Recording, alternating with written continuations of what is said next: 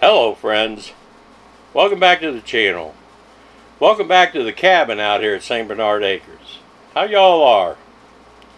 This is Friday, June 27th. Oh my God, is it a hot one. I should have gotten out here much earlier, because it's like 89 outside. It was 88 in this cabin. And this little 5,000 BTU air conditioner and fan is having kind of a struggle bringing the temperature down. It's down to 79 at least. Boy, we wanted summer. We got it. Can't complain about that now. But yeah, it's the rains. It's so humid. It's so steamy out there. I tried to do this video in the barn, but the camera kept shutting down because it's overheating. It's so hot. It's crazy. So I brought it up here because I wanted to do a video anyway. Let's see what's happening. I didn't get to do a video yesterday in the cab. I worked yesterday, but I didn't get to do a chat while driving because I didn't have any long runs. You know, I didn't go to Steubenville, I didn't go to Youngstown or Akron or Morgantown, none of those kind of runs where I have a long stretch and I can set the camera up and do a chat. So I thought I would do it today because I thought it was a good subject I was going to talk about, and I'll just do it anyway, sitting here in the cabin. Too hot to go out and do anything. The plan is, if it's not raining tomorrow, it's supposed to rain now, all of a sudden rain popped up, but Gail and Nick were going to come out tomorrow, and Nick and I was going to take all of the infiltrator chambers, all the plumbing, everything we need to do the septic or the leach field, take all that stuff out of the barn down to the lower level where the leach field is going to be to get it all staged and get ready. And I've got a bunch of that LP smart siding that I've decided to use inside the house. Some in, you know, the mud room where the dogs are going to be going in and out. They'll come in from the rain and the snow and shake off. The pantry room I built where, you know, we're going to have our pantry and freezer. And then the utility room with the washer, dryer, and everything.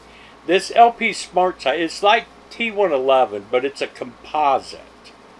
And it's like guaranteed for 50 years against mold and mildew and rot and insects and all this kind of stuff. So that might be pretty good. It's expensive, but it, you know, I have it. It could be good to use in those rooms, and I don't have to go buy drywall or anything. So if we get to do that, I can't carry that up to the house by myself. I'm just not physically able to grab 4x8 sheets yet and carry them. My arm just won't let me do it. So if they come out tomorrow, then Nick and I can do it. If I have help, I can get everything up in the house and I can start building the walls. I have to talk to Bobby. I need Bobby to be out here because I have the service panel hooked up. I have all the wires run in the house so far. I got to hook up electric to it. I want to get electric in the house so I can put an air conditioner in there at least, because it is 120 degrees inside that house. And I have the wire run to it from the meter.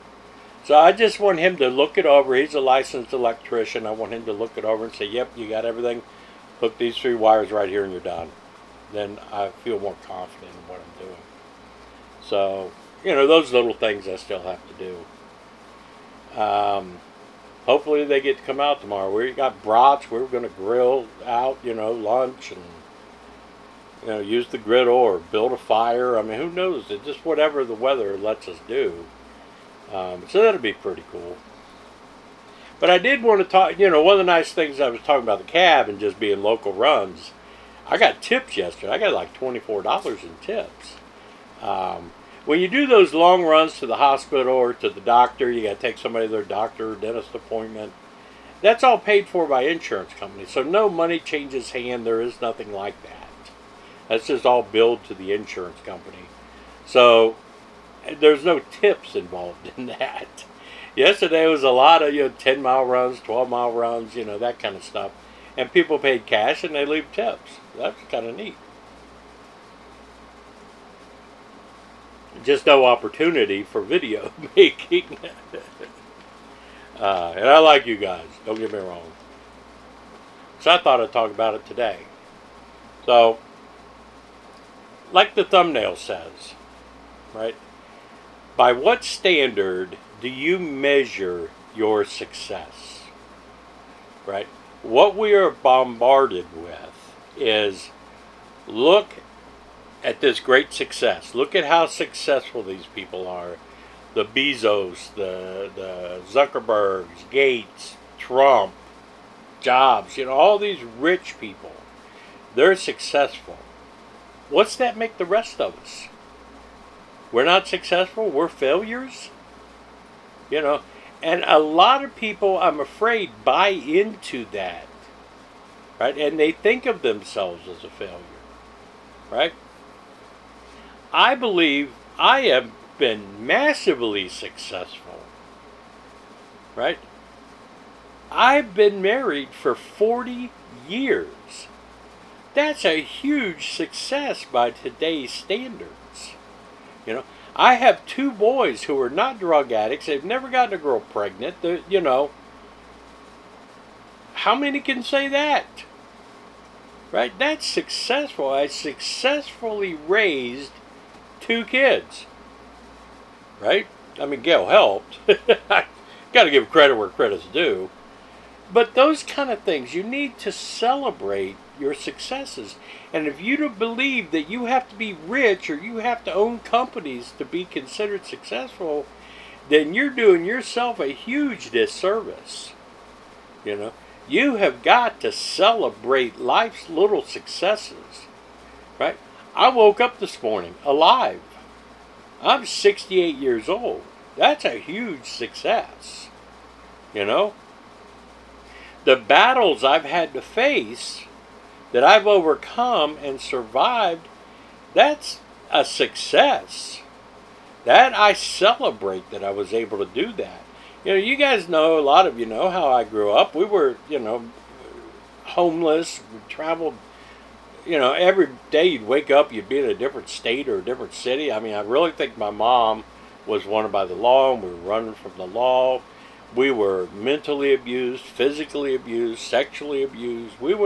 They ran the whole gamut until I was 15 years old, right?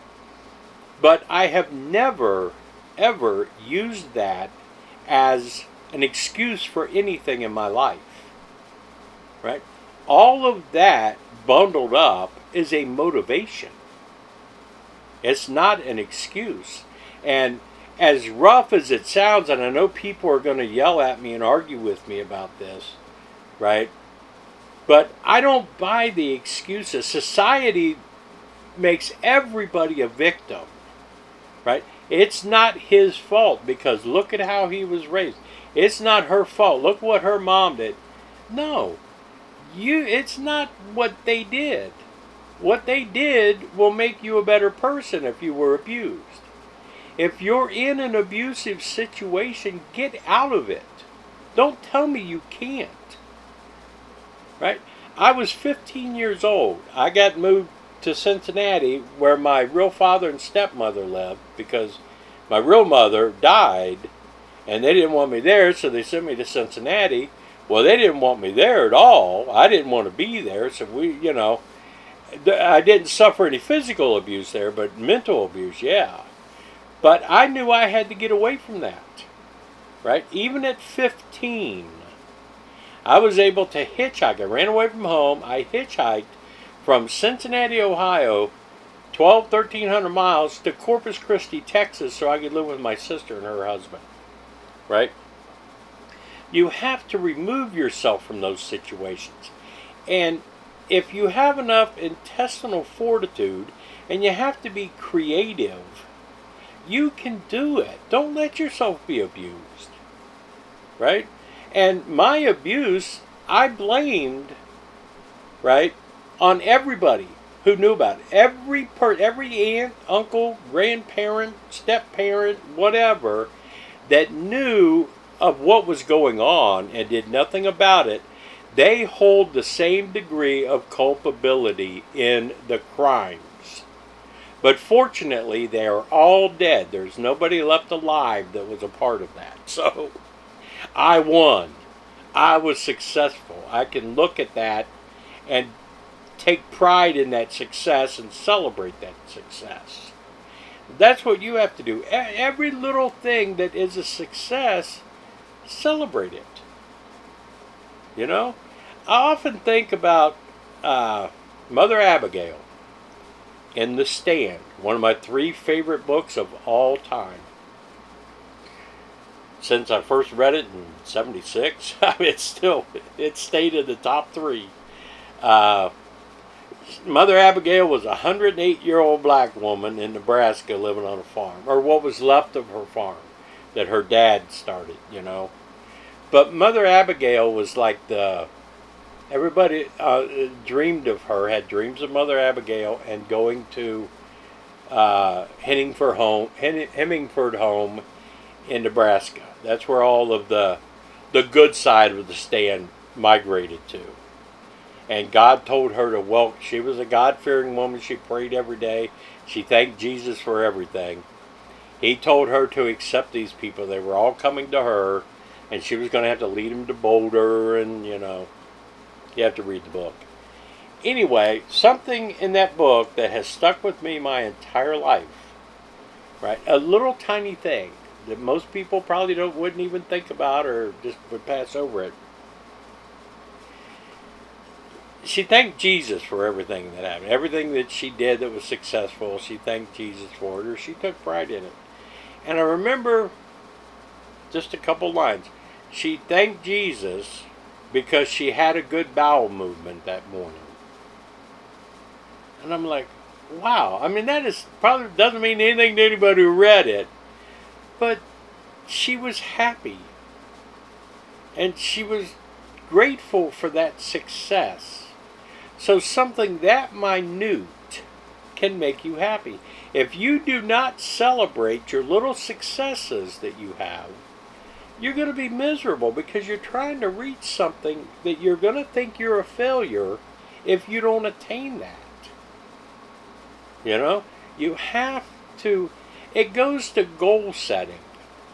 And you set goals, you set some big goals. You might not achieve all the big ones, but you also set smaller goals that you can achieve, but you celebrate them when you do. And you realize how successful you were in completing or achieving that goal. Right? That makes you feel good. Right? You're not, you don't get depressed or you don't get frustrated as much if you don't achieve one of the big ones. Right? In January, I mentioned January, December, something like that, a video. And I was getting real depressed about how slow things are going out here because I don't have any money. We're all trying to work and do this. But I let myself get kind of frustrated. And I said, you know what? If I'm not ready to put in a septic system in April, then I'm selling the place. I'm just going to quit. Right? What happened? Come April, I had all the material for the septic. I took the test. I passed the test. It didn't all get installed in April, but I was ready in April. We had to wait on the weather. We got half of it done. We got the tank in and got that inspected, We just have to hope the weather cooperates enough for the lower level to dry out enough. We can put the leach field in. But that was a huge success. And I'm so thankful that I succeeded in that. Right? Another goal is setting up now. I would like, by the end of July, to have Alex's building moved over and in place. Right? That's my goal. It's not so important that I would sell the place and quit if I don't want to, but that's a goal I'm going to work towards. But there are also a bunch of other little goals that I achieve, and I celebrate those. You have to sit down and look at the big picture of your life and all the successes you've had, and make sure you celebrate those successes. Right? I survived the trauma of that childhood and came out for the better for it. Nobody has had more success than I have. That's the way I look at what I went through and came out of. Right?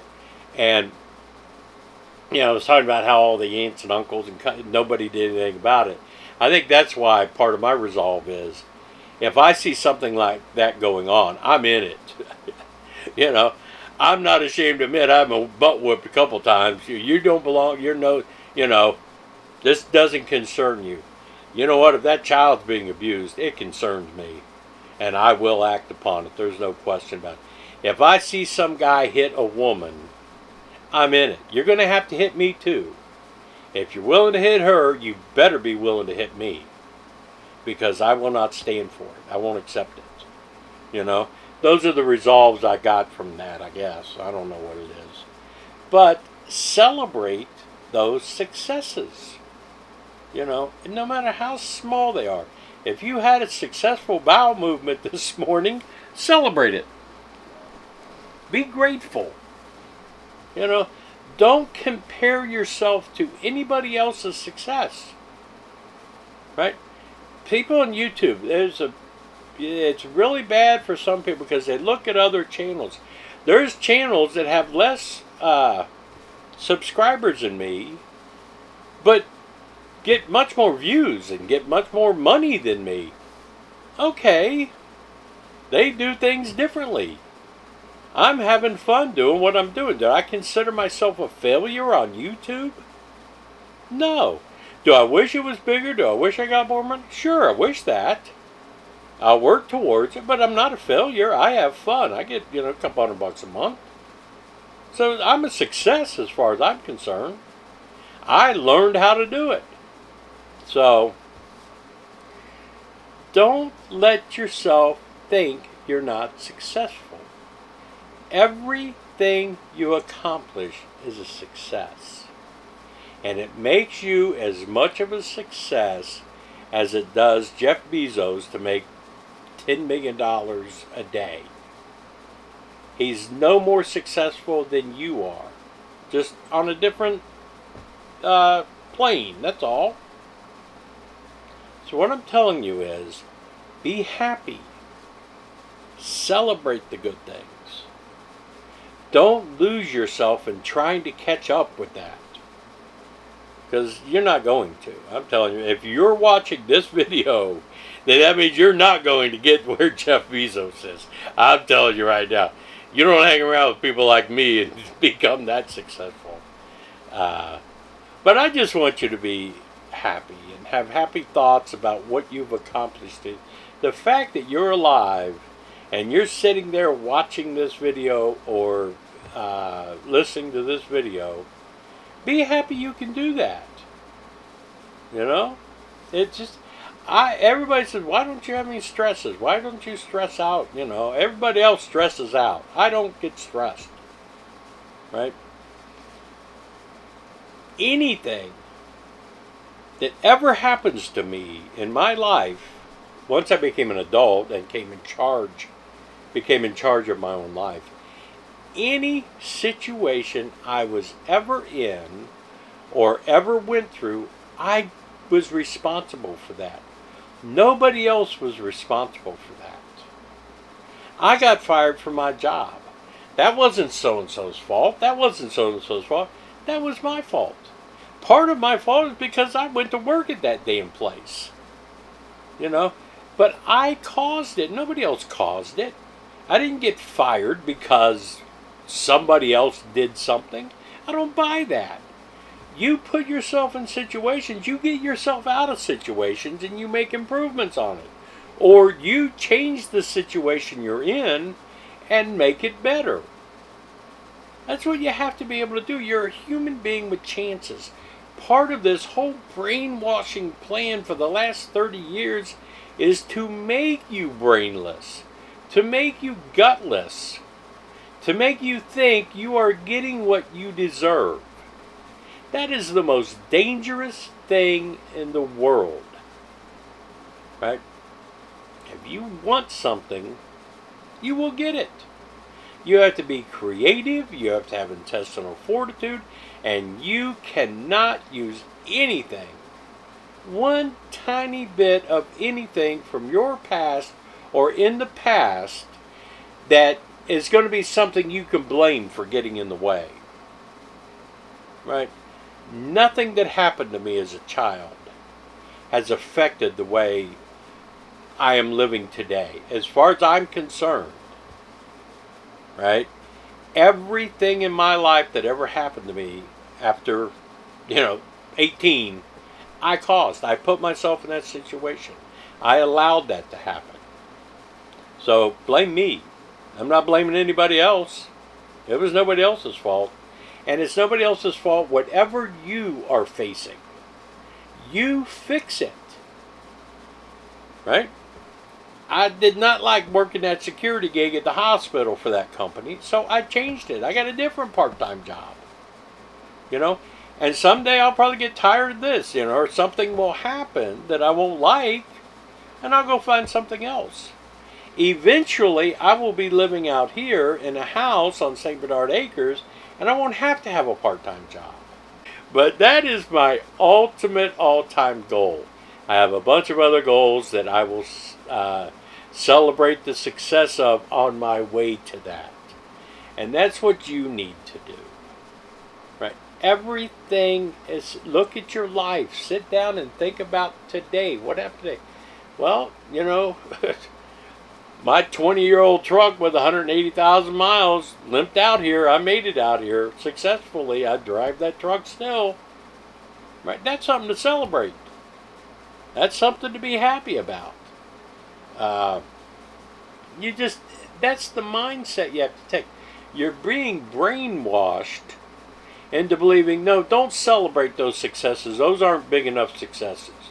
You shouldn't celebrate that. Unless you made $1 billion in the stock market last month, you were a failure.